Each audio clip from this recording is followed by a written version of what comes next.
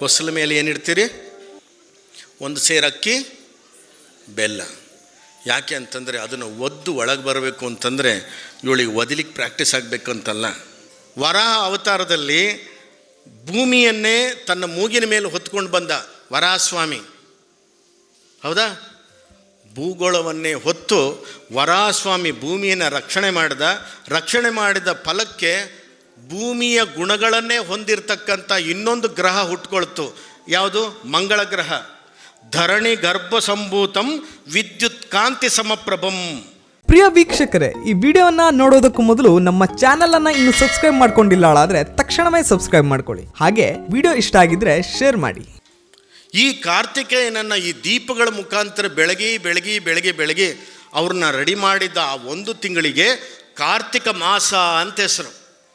ಯಾರು ಈ ಕಾರ್ತಿಕ ಮಾಸದಲ್ಲಿ ದೀಪಗಳನ್ನು ಮನೆಯಲ್ಲಿ ಹಿಂಗೆ ಹಚ್ಕೊಳ್ತಾರೋ ಅದೇ ಥರ ಜಗತ್ತು ಬೆಳಗದಾಗೆ ಅವ್ರ ಮನೆ ಬೆಳಗಲಿ ಅಂತೇಳಿ ಈ ಧರ್ಮ ಮಾಡಿದ್ದು ಈ ದೀಪಾವಳಿ ಅಂತ. ಯೋಚನೆ ಮಾಡಿ, ಇನ್ಕ್ಯುಬೇಷನ್ ಬಂದದ್ದು ಯಾವಾಗ? ಈಗ. ಅದರ ಸ್ಟೋರಿ ಹೇಳಿದ್ದು ಯಾವ ಕಾಲದಲ್ಲಿ? ಹಾಗಿದ್ರೆ ನಮಗೆ ಜ್ಞಾನ ಇದ್ದದ್ದು ಎಂಥದ್ರಿ? ಇನ್ನೊಂದು ಹೈಡ್ರೋ ಡೆಲಿವರಿ ಅಂತ ಆಗ್ತದೆ, ಗೊತ್ತಾ ನಿಮಗೆ? ಹೈಡ್ರೋ ಡೆಲಿವರಿ ಅಂದರೆ ಡೆಲಿವರಿ ಆಗುವಾಗ ತುಂಬ ಪೇಯ್ನ್ ಬಂದಾಗ ಅದನ್ನು ತಡ್ಕೊಳಕ್ಕಾಗದಿದ್ದಾಗ ಇಂಜೆಕ್ಷನ್ ಇಲ್ಲದೆ ನೀರಿನಲ್ಲಿ ಕೂರಿಸಿ ಡೆಲಿವರಿ ಮಾಡೋದು. ಈಗ ಫಾರಿನಲ್ಲೆಲ್ಲ ಅದೇ, ಬಾಂಬೆ ಡೆಲ್ಲಿನಲ್ಲೆಲ್ಲ ಬಂದಿದೆ ಅದು ಹೈಡ್ರೋ ಡೆಲಿವರಿ ಅಂತ. ನೀರಿನಲ್ಲಿ ಟಬ್ಬತ್ತು ಕೂರಿಸಿ ಡೆಲಿವರಿ ಮಾಡಿಸೋದು, ಪೇಯ್ನ್ ಕಡಿಮೆ ಆಗುತ್ತೆ ಅಂತ. ಬಟ್ ಇದನ್ನು ಹೇಳಿದ್ದು ಈಗ 2024ರಲ್ಲ, 5000 ವರ್ಷಗಳ ಹಿಂದೆ ಇದೇ ನೀರಿನಲ್ಲಿ ಕುಳಿತು ನೋವನ್ನು ತಡ್ಕೊಳಕ್ಕಾಗಲ್ಲ, ಬೊಬ್ಬೆ ಹೊಡೆದ್ರೆ ಜನರಿಗೆ ಗೊತ್ತಾಗತ್ತೆ ಅಂತ ಹೇಳಿ ಕುಂತಿ ನದಿಯಲ್ಲಿ ಕೂತು ಡೆಲಿವರಿ ಮಾಡಿಕೊಂಡಿದ್ದು, ಕರ್ಣನನ್ನು ಹುಟ್ಟಿದ್ದು ಇದೇ ಹೈಡ್ರೋ ಡೆಲಿವರಿಯಲ್ಲಿ. ನೆನ್ಪಿಟ್ಕೊಳ್ಳಿ, ಹೇಗಾಗಿದೆ ಇದು. ಇನ್ನು ರಾಮಾಯಣದ ಕಥೆಯೆಲ್ಲ ನೀವು ಯಕ್ಷಗಾನದಲ್ಲಿ ತಾಳಮದ್ದಲೆಯಲ್ಲಿ ನೋಡ್ತೀರಿ. ನೀವೆಲ್ಲ ಬಿಟ್ಬಿಡಿ, ರಾಮಾಯಣವನ್ನು ಬರೆದವ್ರು ಯಾರು? ವಾಲ್ಮೀಕಿ. ನಾವು ಧರ್ಮವನ್ನು ಕಲೀಲಿಲ್ಲ, ಗ್ರಂಥವನ್ನು ಕಲೀಲಿಲ್ಲ, ಬರೀ ದೊಡ್ಡ ದೊಡ್ಡ ಜನರನ್ನ ನಮಗೆ ಪೇಟೆಂಟ್ ಮಾಡ್ಕೊಳಕ್ಕೆ ಹೋದ್ವಿ ನಾವು. ಹೇಗೆ? ವಾಲ್ಮೀಕಿ ಅಂದರೆ ನಮ್ಮ ಸಮಾಜಕ್ಕೆ ಸೇರಿದವರು, ಕನಕದಾಸರು ಅಂದರೆ ನಮ್ಮ ಸಮಾಜಕ್ಕೆ ಸೇರಿದವರು, ಬಸವಣ್ಣ ಅಂದರೆ ನಮ್ಮ ಸಮಾಜಕ್ಕೆ ಸೇರಿದ್ದು. ಬಸವಣ್ಣಗೆ ಸುಸ್ತಾಗೋಯ್ತು ಮೊನ್ನೆ ಇವ್ರದ್ದೆಲ್ಲ ಮಾತು ಕೇಳಿ. ನಾವು ಹಿಂದೂ ಅಲ್ಲ, ನಾವು ಶಿವನ ನಂಬಿಲ್ಲ, ಮತ್ತೊಂದು ನಂಬಿಲ್ಲ, ಏನೋ ಮಾಡೋಕ್ಕೆ ಹೋಗಿ ಈ ಕರ್ಮಗಳು ಈಗ ಹಿಂಗೆ ಮಾಡ್ತಿದ್ದಾರಲ್ಲ ಅಂತ ಬಸವಣ್ಣನ ಆತ್ಮ ಹೇಳ್ಬೋದು. ಕೂಡಲ ಸಂಗಮವನ್ನು ಪೂಜೆ ಮಾಡಿದಂಥ ಮಹಾನ್ ತೇಜಸ್ವಿ ಕ್ರಾಂತಿಯೋಗಿ ಅವರು. ಇದು ನೋಡಿ ನಮ್ಮಲ್ಲಿ ಹೆಂಗೆ ಆಗ್ತಾ ಇದೆ ಅಂಥೇಳಿ. ವಾಲ್ಮೀಕಿ ಒಂದು ಸಣ್ಣ ಎಕ್ಸಾಂಪಲ್ ಕೊಡ್ತೀನಿ ನಿಮಗೆ. ಬರೆದ್ರಲ್ಲ ಈ ರಾಮಾಯಣವನ್ನು, ನೀವೆಲ್ಲ ಯಕ್ಷಗಾನದಲ್ಲಿ ನೋಡಿದ್ದೀರಿ. ಸಿಮ್ಮಿಕಾ ಅನ್ನುವಂಥ ಒಬ್ಬಳು ರಾಕ್ಷಸಿ ಮೇಲ್ಗಡೆ ನೆರಳು ಹಾರಿದ್ರೆ ಸಕ್ಕ ಮಾಡಿ ನುಂಗ್ಬಿಡ್ತಿದ್ಲಂತೆ. ಯಕ್ಷಗಾನದಲ್ಲಿ ಇದೆಯಲ್ಲ, ಹನುಮಂತನನ್ನು ಈ ಶ್ರೀಲಂಕಕ್ಕೆ ಹಾರಬೇಕಾದ್ರೆ ಸಿಮ್ಮಿಕೆ ಮಧ್ಯಭಾಗದಲ್ಲಿ ಇದ್ದವಳು ಆ ಹನುಮಂತನ ನೆರಳನ್ನು ಕ್ಯಾಚ್ ಮಾಡಿ ನುಂಗಿ ಕಡೆಗೆ ಅವಳು ಸಾಯ್ತಾಳೆ, ಹನುಮಂತ ಕೊಲ್ತಾನೆ. ಮೋಕ್ಷ ಸಿಗುತ್ತೆ. ಅವಳು ಹೇಳ್ತಾಳೆ, ನಾನು ಇಲ್ಲಿ ಹೀಗಿದ್ದೆ, ನೀನು ನನಗೆ ಮೋಕ್ಷ ಕೊಟ್ಟಿದ್ಯಾ ಅಂತ. ಹನುಮಂತ ಅವಳನ್ನು ಎತ್ತಿ ಬಿಸಾಡ್ತಾನೆ ಇನ್ನೊಂದು ಧ್ರುವಕ್ಕೆ ಬರೆದದ್ದು ನೋಡಿ. ಅದು ಎಲ್ಲಿದೆ ಈಗ? ಅಮೇರಿಕದ ಹತ್ತಿರ ಇದೆ ಇದೇ ಜಾಗ.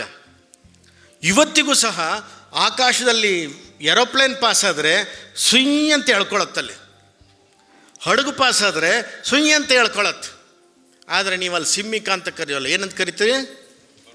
ಬರ್ಮುಡಾ ಟ್ರಯಾಂಗಲ್ ಅಂತ ಕರಿತೀರಿ. ಈ ಬರ್ಮುಡಾ ಟ್ರಯಾಂಗಲ್ನ ಉಲ್ಲೇಖ ವಾಲ್ಮೀಕಿ ಮಾಡ್ತಾರೆ ಅಂತಾದರೆ, ಶ್ರೀಲಂಕಕ್ಕಿಂತಲೂ ಇನ್ನೊಂದು ದ್ವೀಪ ಇನ್ನೂ ಮುಂದೊಂದಿದೆ. ಹನುಮಂತಂಗೆ ಗೊತ್ತಾಗದೆ ಹಾರಿದ್ದ ಅಲ್ಲಿಗೆ, ಆಮೇಲೆ ವಾಪಸ್ಸು ಲಂಕಕ್ಕೆ ಬಂದಿದ್ದು ಹನುಮಂತ. ಹಾಗಿದ್ರೆ ಶ್ರೀಲಂಕಾ ಅಲ್ಲದೆ ಇನ್ನೊಂದು ದ್ವೀಪ ಇದೆ, ಆ ದ್ವೀಪದಿಂದ ಪುನಃ ವಾಪಸ್ ಬಂದ ಅಂತ ಜಿಯೋಗ್ರಫಿಕಲ್ ನಕ್ಷೆ ಒಬ್ಬ ವಾಲ್ಮೀಕಿಗೆ ಮ್ಯಾಪ್ ಇಲ್ಲ, ಗೀಪ್ ಇಲ್ಲ. ಹೇಗೆ ಸ್ವಾಮಿ ಗೊತ್ತಾಗುತ್ತೆ? ಹೇಗೆ? ಹಿಮಾಲಯದಲ್ಲಿದ್ದಂಥ 4 ಮೂಲಿಕೆಗಳನ್ನು ಹೊತ್ಕೊಂಡು ಹನುಮಂತ ಹೋಗಬೇಕಾದ್ರೆ ಅದು ಕೆಟ್ಟೋಗ್ಬಿಡುತ್ತೆ ಅಂತ ಹೇಳಿ ಫ್ರೀಸಿಂಗ್ ಮಾಡ್ತಾನೆ. ವೃಷಭಾವತಿ ಪರ್ವತನ ಎತ್ತಿ ಅದಕ್ಕಿಟ್ಕೊಂಡು ತಗೊಂಡೋಗ್ತಾನೆ. ಅದು ಹಾರ್ಕೊಂಬರ್ಬೇಕಾದ್ರೆ ಬೆಂಗಳೂರು ಹತ್ರ ಜಾಗದಲ್ಲಿ ವೃಷಭಾವತಿ ಪರ್ವತ ಬಿದ್ದೋಗ್ಬಿಡುತ್ತೆ. ಅದು ವೃಷಭಾವತಿ ನದಿಯಾಗಿ ಬೆಂಗಳೂರು ಮಧ್ಯದಲ್ಲಿ ಹರಿತಾ ಇತ್ತು ಅಂತೇಳಿ ರಾಮಾಯಣ ಹೇಳುತ್ತೆ. ಅವಾಗ ಬೆಂಗಳೂರು ಅಂತ ಹೇಳಲಿಲ್ಲ, ವೃಷಭಾವತಿ ನದಿ ಹರಿತು ಅಂತ. ಇವತ್ತು ನೋಡಿದ್ರೆ ದೊಡ್ಡ ಮೋರಿ ಆಗಿದೆ ಅದು. ಆದರೆ ಅವನು ತಗೊಂಡೋಗಿದ್ದು ಲಂಕಕ್ಕೆ. ಎಲ್ಲಿ ಹಿಮಾಲಯ, ಎಲ್ಲಿ ಲಂಕ, ಎಲ್ಲಿ ದ್ರಾವಿಡ, ದಕ್ಷಿಣ ಭಾರತ. ಹಾಗಿದ್ರೆ ಇಡೀ ಭಾರತದ ಭೂಪಟ ರಾಮಾಯಣ ಕಾಲದಲ್ಲಿ ವಾಲ್ಮೀಕಿ ಬರೆದ ಅಂದರೆ ಆ ಸ್ಕೆಚ್ ಕೊಟ್ಟವರು ಯಾರು? ನೀವು ಇದನ್ನು ನೋಡಬೇಕಲ್ವಾ? ಎಷ್ಟಿರ್ಬೋದು ಸೈನ್ಸ್ ಆಗಿದ್ರೆ. ಯೋಚನೆ ಮಾಡಿ ನೋಡಿ. ವರಾಹ ಅವತಾರದಲ್ಲಿ ಭೂಮಿಯನ್ನೇ ತನ್ನ ಮೂಗಿನ ಮೇಲೆ ಹೊತ್ಕೊಂಡು ಬಂದ ವರಾಹಸ್ವಾಮಿ, ಹೌದಾ? ಭೂಗೋಳವನ್ನೇ ಹೊತ್ತು ವರಾಹಸ್ವಾಮಿ ಭೂಮಿಯನ್ನು ರಕ್ಷಣೆ ಮಾಡಿದ ಫಲಕ್ಕೆ ಭೂಮಿಯ ಗುಣಗಳನ್ನೇ ಹೊಂದಿರತಕ್ಕಂಥ ಇನ್ನೊಂದು ಗ್ರಹ ಹುಟ್ಕೊಳ್ತು. ಯಾವುದು? ಮಂಗಳ ಗ್ರಹ. ಧರಣಿ ಗರ್ಭ ಸಂಭೂತಂ ವಿದ್ಯುತ್ ಕಾಂತಿ ಸಮಪ್ರಭಂ. ನೋಡಿ, ವಿದ್ಯುತ್ ಕಾಂತಿ ಸಮಪ್ರಭಂ ಅಂತಂದ್ರೆ ಏನು? ವಿದ್ಯುತ್ ಕರೆಂಟು, ಕಾಂತಿ ಅಯಸ್ಕಾಂತ. ಎಲೆಕ್ಟ್ರೋ ಮ್ಯಾಗ್ನೆಟಿಕ್ ಫೀಲ್ಡ್ ಭೂಮಿಯಲ್ಲಿ ಏನಿದೆಯೋ ಅದೇ ಮಂಗಳದಲ್ಲಿ ಇದೆ ಅಂಥೇಳಿ ನಿಮ್ಮ ಋಷಿಮುನಿಗಳು ಬರೆದಿದ್ದಾರೆ. ನಮ್ಗೆ ಇವತ್ತು ಮಂಗಳ ಗ್ರಹಕ್ಕೆ ಹೋಗ್ಲಿಕ್ಕಾಗಲಿಲ್ಲ, ಭೂಮಿಯಲ್ಲಿ ಇರೋ ಲಕ್ಷಣಗಳೇ ಅಲ್ಲಿದೆ ಅಂತ ನಾಸದವ್ರು ಹೇಳ್ತಾರೆ. ನಾಸಕ್ಕಿಂತ ಮೊದಲು ನಿಮ್ಮ ದೇಶದವ್ರು ಹೇಳಿದಾರಲ್ಲ, ಇದಕ್ಕಿಂತ ಸಂಸ್ಕೃತಿ ಬೇಕಾ ನಮ್ಮ ದೇಶಕ್ಕೆ? ಭೂಗೋಳ ಅಂತ ಬರೆದಿದ್ದಾರೆ. ಗೋಳ ಮೀನ್ಸ್ ಸ್ಪಿಯರ್, ಖ ಅಂದರೆ ಆಕಾಶ, ಖಗೋಳ ಅಂತ ಬರೆದರು. ಈ ಎರಡು ಶಬ್ದ ನಮ್ಮ ಭಾರತದ ಭಾಷೆ. ಈ ಭಾಷೆಯನ್ನು ಬರೆದುಕೊಟ್ಟಿದ್ದಾರೆ. ಗೆಲಿಲಿಯೋ ಬಂದ್ಬಿಟ್ಟು ಭೂಮಿ ದುಂಡುಗಿದೆ ಅಂತ ಹೇಳ್ಬೇಕೇನು ನಮಗೆ? ಹೌದಾ? ನಮ್ಮ ಮಕ್ಕಳು ಹೇಳೋದು, ಯಾರು ಭೂಮಿ ದುಂಡುಗಿದೆ ಅಂತ ಹೇಳಿದ್ರು? ಗೆಲಿಲಿಯೋ ಅಂತ. ಎಲ್ಲಿ ಸ್ವಾಮಿ? ವರಾಹ ಅವತಾರದಲ್ಲೇ ಭೂಮಿ ದುಂಡುಗಿದೆ ಅಂತ ಹೇಳಿದಂಥ ದೇಶ ಇದು. ಎಲ್ಲಿದ್ದೀವಿ ನಾವು? ಯೋಚನೆ ಮಾಡಿ. ಭೂಮಿಗೆ ವರಾಹಸ್ವಾಮಿಯೇ ನಿನಗೆ ಎಲೆಕ್ಟ್ರೋ ಮ್ಯಾಗ್ನೆಟಿಕ್ ಫೀಲ್ಡ್ ನಿನ್ನ ಭೂಮಿಯಲ್ಲಿ ಕೊಡ್ತೀನಿ. ಯಾಕೆಂದರೆ ಯಾವುದೇ ದೇವತೆಗಳು, ರಾಕ್ಷಸರು, ಗಂಧರ್ವರು, ಕಿನ್ನರು ನಿನ್ನ ಮೇಲೆ ಸ್ಪರ್ಶ ಆದರೆ ನೀನು ಎಳೆದುಕೊಳ್ಳೋಂಥ ಶಕ್ತಿ ನಿನಗೆ ಬರಲಿ ಅಂತೇಳಿ ಈ ವಿಷ್ಣು ಪುರಾಣದಲ್ಲಿ ಹೇಳಿದ್ದಾರೆ. ಅಂದರೆ ಮ್ಯಾಗ್ನೆಟಿಕ್ ಫೀಲ್ಡ್ ಭೂಮಿನಲ್ಲಿದೆ ಅನ್ನೋದನ್ನು ಪುರಾಣ ಬರೀತು. ನೀವು ಪುರಾಣಗಳನ್ನು ಇವನ್ನೆಲ್ಲ ಸೈಂಟಿಫಿಕ್ಕಾಗಿ ನಿಮ್ಮ ಮಕ್ಕಳಿಗೆ ಕಲಿಸ್ಬೇಕು. ನೀವು ಯಾವಾಗ ವೇದ ಪುರಾಣಗಳನ್ನು ಮಕ್ಕಳಿಗೆ ಹೇಳ್ಕೊಡೋದಿಲ್ವೋ ನಿಮ್ಮ ಮಕ್ಕಳಿಗೆ ಸಂಸ್ಕಾರ ಸಿಕ್ಕೋದಿಲ್ಲ. ಯಾವಾಗ ನಿಮ್ಮ ಮಕ್ಕಳಿಗೆ ಸಂಸ್ಕಾರ ಸಿಕ್ಕೋದಿಲ್ಲ, ಯಾವಾಗ ನಿಮಗೆ ಧೃತರಾಷ್ಟ್ರನ ಕತೆ, ದಶರಥನ ಕತೆ, ಕೈಕೆ ಕತೆ ಗೊತ್ತಾಗೋದಿಲ್ಲ, ಅವರಿಗೆ ನನ್ನ ಅಪ್ಪ ಅಮ್ಮನ ಸಾಕಬೇಕು ಅನ್ನೋದು ಸಹ ಗೊತ್ತಾಗೋದಿಲ್ಲ. ನಿಮ್ಮ ತಲೆ ಒಳಗಡೆ ಬಂದಿರೋದು ಬರೀ ಎಜುಕೇಷನ್ನು. ಆ ಮಕ್ಕಳನ್ನ ತಗೊಂಡೋಗಿ ಎಲ್ಲೆಲ್ಲೋ ಒಂದು ಹಾಕೋದು, ಯಾವುದೋ ಒಂದು ಹಾಸ್ಟೆಲಿಗೆ ಹಾಕಿ ಅಲ್ಲಾಗೋ ಚಿತ್ರಹಿಂಸೆ ನಿಮ್ಮ ಮಕ್ಕಳು ನಿಮ್ಗೆ ಗೊತ್ತೇ ಆಗೋದಿಲ್ಲ. ಅವನು ಯಾವನೋ ಬೈತಾನೆ, ಅವನು ಯಾವನೋ ತಿನ್ನೋದಕ್ಕೆ ಕೊಡಲ್ಲ, ಅವನು ಯಾವನೋ ಹೆಂಗೆಂಗೋ ಇರ್ತಾನೆ. ಆ ನೋವು ತಿಂದು ಅಂತೂ ಓದ್ತವೆ. ಓದಿದಾಗ ಅವು ಗೊತ್ತಾಗತ್ತೆ, ನಾನು ಬೆಳೆದ ಮೇಲೆ ನಮ್ಮ ಅಪ್ಪಮ್ಮನ್ನು ಹೀಗೆ ಹಾಸ್ಟೆಲಿಗೆ ಹಾಕಬೇಕು.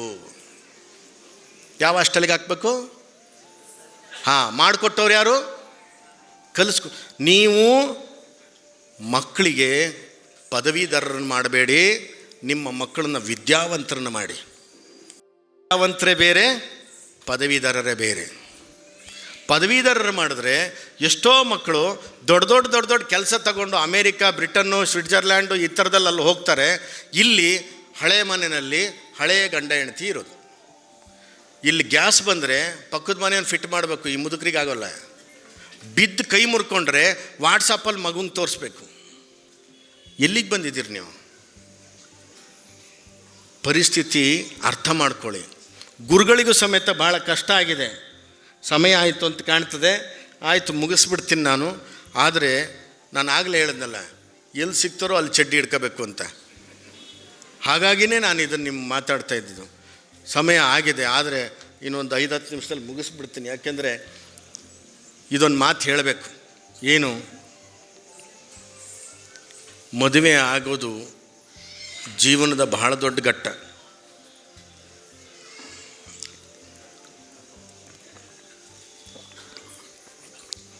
ಮದುವೆ ಆದ ಮೇಲೆ ನಾನು ಆಗಲೇ ಹೇಳಿಬಿಟ್ಟಿದ್ನಲ್ಲ, ಹೊಸಲ ಮೇಲೆ ಏನಿಡ್ತೀರಿ?